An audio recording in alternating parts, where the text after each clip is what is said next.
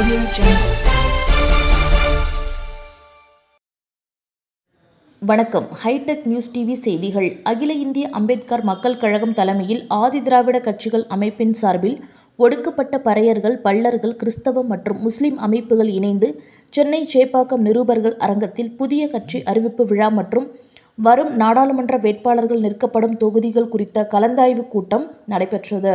அகில இந்திய அம்பேத்கர் மக்கள் கழக தலைவர் மாமல்லன் தலைமையில் நடைபெற்ற கூட்டத்தில் மக்கள் நல இயக்க மாநில தலைவர் முனைவர் தேவதத்தம், இயக்க நிறுவன தலைவர் கமலக்கண்ணன், தமிழக சமத்துவ ஜனநாயக கட்சி மாநில தலைவர் முகமது ஹமீம் மற்றும் அகில இந்திய அம்பேத்கர் மக்கள் கழக மாநில பொது செயலாளர் முத்துசாமி பறையனார் ஆகியோர் முன்னிலை வகித்தனர்.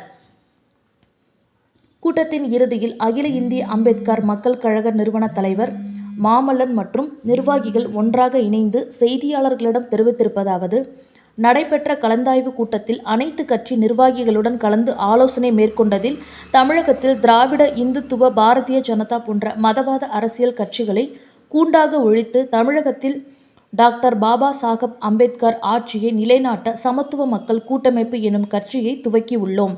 மேலும் பறையர், பள்ளர், இஸ்லாமியர், கிறிஸ்தவர்கள் மற்றும் ஒடுக்கப்பட்ட சாதி மதங்களை ஒன்றிணைத்து புதிய ஆட்சியை உருவாக்க வருகின்ற 2024 நாடாளுமன்ற தேர்தலில் போட்டியிடும் வகையில் முதற்கட்டமாக 13 நாடாளுமன்ற தொகுதியிலும் எங்கள் கூட்டணி சார்பாக வேட்பாளர்களை கூட்டமைப்பில் நிறுத்த உள்ளோம் என்றும், அடுத்த கட்ட கூட்டத்தில் தொகுதிக்கான வேட்பாளர்களை அறிவிப்போம் எனவும் கூறினர். மேலும் அவர்கள் கூறுகையில், எங்கள் கூட்டணியில் பலம் நிரூபிக்கப்பட்டு தேர்தலில் வெற்றி பெறும் நாடாளுமன்ற வேட்பாளர்களின் ஆதரவு ராகுல் காந்திக்கு தெரிவிப்போம் என்று தெரிவித்தனர்.